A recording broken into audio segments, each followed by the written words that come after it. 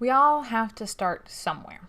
So, as you're walking through some of the stuff, you might feel overwhelmed, or you might feel like there's too much to do, or you'll never get it quite right. So, I want to talk for a few minutes about growing and strengthening your brand because we all have to start somewhere. And some of the ideas and things that you come up with today, or in the next few months, or even in the next few years, might not represent you and your brand and your books forever. And that's okay. So here's what I recommend. Start small. Pick one thing that you can do today or this week or this month or this year and start with that. Maybe you want to hire someone to design you a logo, or maybe you want to design your logo yourself. Start with that. It's simple and it's just one thing. Then, when you're ready, pick a second thing. Maybe that's developing a tagline, or maybe that's choosing a set of colors. Whatever it is, just do that one thing. The great thing is, a lot of this stuff you only have to do it one time, and then it will last for a long time. So you have a logo created, that logo is there for as long as you want to use it. You pick your colors, you can use those same colors for as long as you want to use them. You write a tagline, you can use that tagline for as long as you want to use it. But then maybe a year from now, or 2 years from now, or 3 years from now, you'll suddenly realize that you're growing and changing as an author and as a writer and as a business owner. And you want to go in a different direction. Maybe your logo doesn't really fit anymore, or maybe you need a new tagline. That's fine. Rewrite it, recreate it, do whatever you need to do to grow and change as an author, as a business, and as a brand.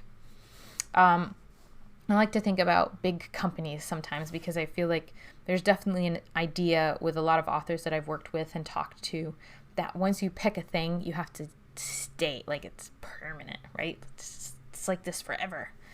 But literally, giant companies change their branding all the time.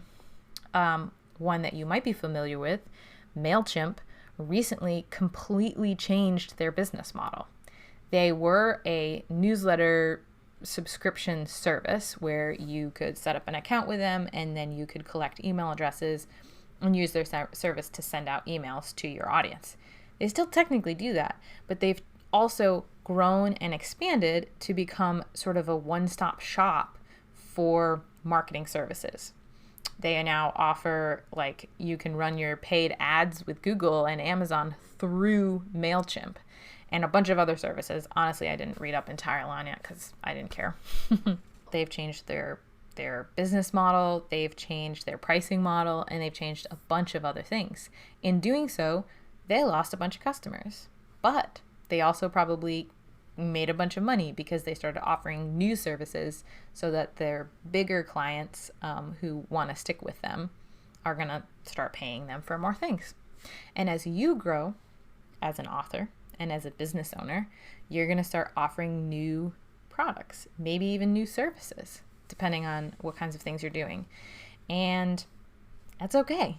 You might lose a few readers, you might lose a few customers along the way, but you're also going to gain new ones. And it is totally okay and expected for your brand and your branding to change and grow and evolve as you change and grow and evolve.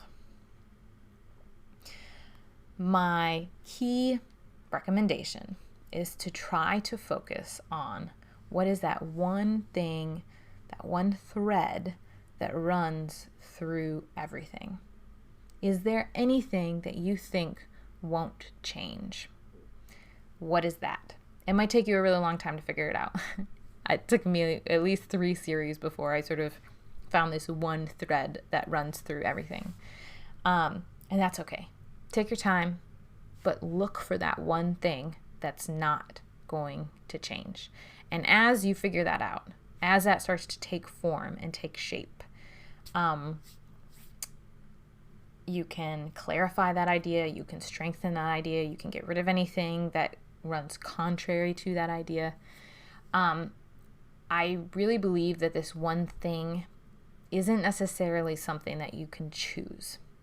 It's something that already exists in you. It's just a matter of identifying and figuring out what that thing is.